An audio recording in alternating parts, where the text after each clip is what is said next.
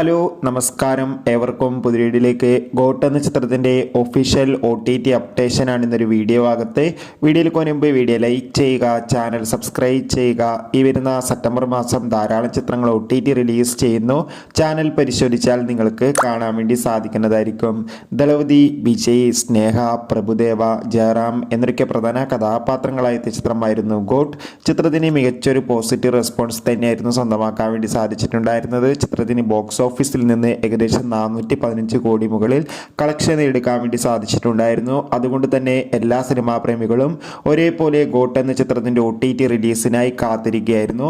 ചിത്രത്തിൻ്റെ OTT അവകാശങ്ങളൊക്കെ Netflix എന്ന OTT പ്ലാറ്റ്ഫോമാണ് സ്വന്തമാക്കിയിട്ടുള്ളത്.